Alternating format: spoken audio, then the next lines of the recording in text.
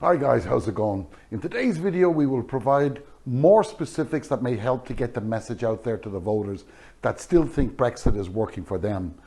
So maybe we can help them to wake up and smell the rotten pile of garbage being trotted out by this government. Before I do that, can I ask you that if you like what you hear, please press that subscribe button. It helps a lot. Today, believe it or not, we reached 100, so a long way short of where we need to be. At the end of this video, we have a very special message to our viewers. So please take a look at the message at the end. It's extremely important and it tells a lot about what this channel is really about. Okay, so let's go.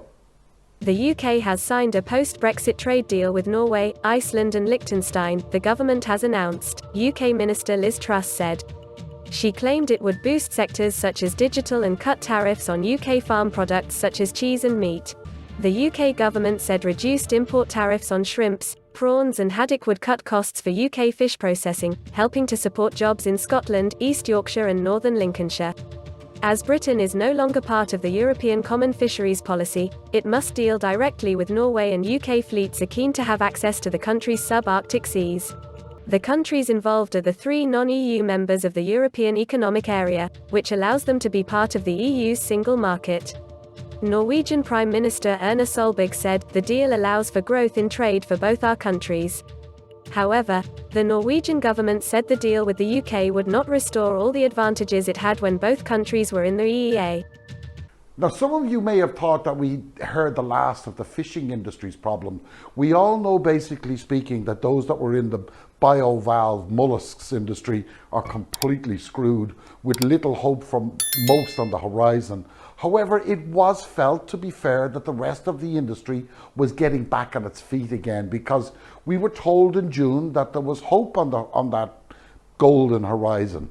You know, it was looking good. Well, what a load of crap. And we can prove it's a load of crap. So let's look at it. In June of this year, we heard the Conservative MP Victoria Prentice, in response to a question raised by her buddy Conservative Peter Aldous, A-L-D-O-U-S, however you pronounce that, that the UK and Scottish fishermen have been gifted a 32 million windfall. Imagine that, 32 million.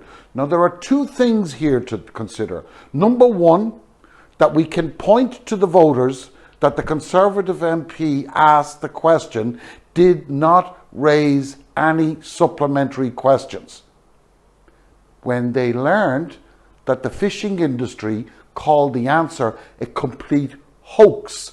And I'm being very kind with that word because they used another one, okay? The second part is that either Victoria Prentice didn't understand the question or her own answer, or that she was just blinding voters with figures. Because when you look at the response, you can see all the figures. But it's a bit like looking for an elephant under a microscope, if you know what I mean. And we know that this government is really good at throwing out figures, not for the sake of clarity or accountability, purely for the sake of confusion or grandstanding.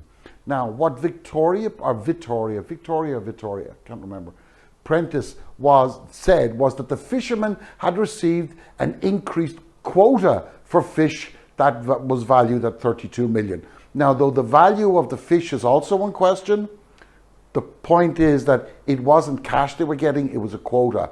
Now, on the surface, that actually sounds great.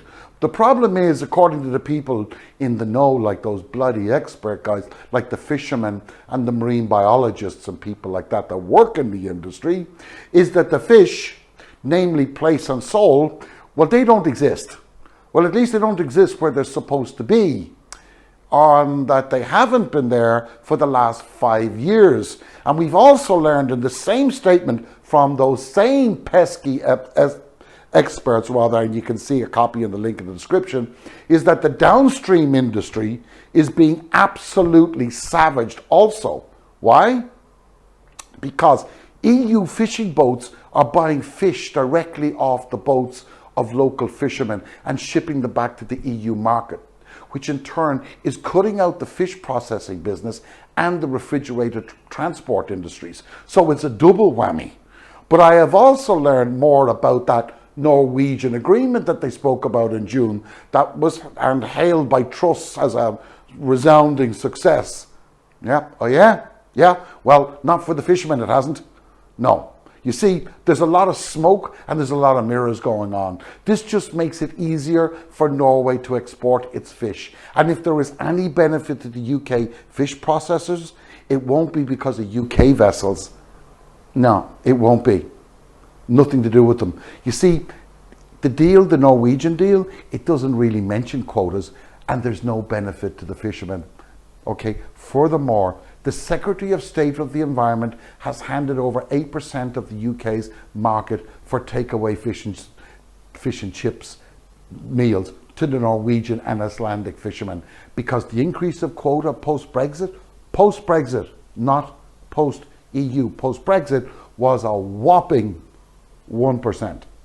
Now, you're going to see in the graph that I'm showing on the video here, you see that little white strip in the middle? The little pond, that's where the only place in the North Sea that the English fishermen can fish.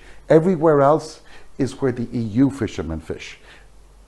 Okay, but don't take my word for it. Despite Liz Truss saying it'll be a major boost for post-Brexit, that view was the polar opposite to what the Norwegian Prime Minister said. And she made that announcement publicly for her benefit. Why? Because she's not stupid. She knows that the voters in Norway would be really pissed off if the UK, with 70 million people, were given the same deal as the EU with 450 million people. But leaving that aside for the moment, what did the fishermen get? They got nothing. They got nada, zero.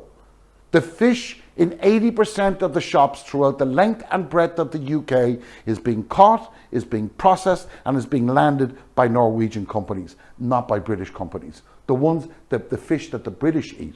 Now, the Kirkella, which you may have heard that name of the boat, which was, and perhaps still is, hopefully, the pride and joy of the British fishing fleet, is in dry dock. Unfortunately, the rumours are rife that she's actually for sale. I have tried to confirm that, I haven't been able to do it yet. Now, and considering that the EU at the end of April, beginning of May, made it absolutely crystal clear they are not changing the terms of the trade agreement. The UK agreed, and there's no point in rehashing something that took the UK 4 years to put together. The EU have been crystal clear on it.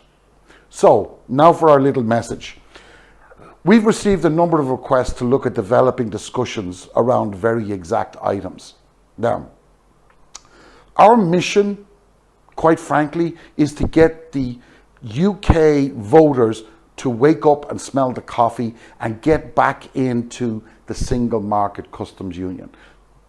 There's no way for the next 2 generations the UK is going to join the EU again. That's not going to happen. But at least we can limit the damage, get back into the customs union. Now, here's what we would like. If you have noticed something that is happening as a direct result of Brexit, like health insurance has shot up, or you have to pay for extra money for teeth, you have to pay for an ambulance, anything like that, less favourable working contracts, but specific items, please let us know. We have a plan to release an overall video on this channel, but then release various sound bites, not more than 20 seconds, 30 seconds long, on a sister channel that you can then share easily across WhatsApp, across Telegram, across Skype, Twitter. Now, if you guys think this is a good idea, or you have a better one, please drop a note in the comment section. The objective is to target the marginal seats, 39 of them. 39 seats have less than 5,000 majority. 22 of those seats have less than 2,000 of a majority. So if you are in a, particularly if you're in a marginal seat constituency, and I've listed them in that, I will list them rather in the description, you can choose to share with your contacts these little snippets.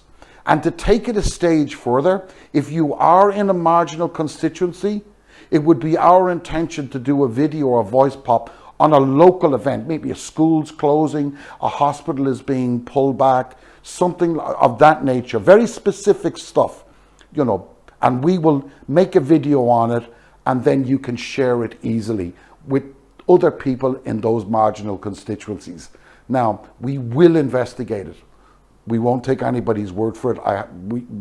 I personally always have to double, triple check to make sure the source of the information is right. Now, we may even do a full video on it if it looks right, but at least a voice pop just to shake things up a bit, get the message out there, and do exactly what Brexiteers have been doing for the last 6 years, just sending out these voice pops.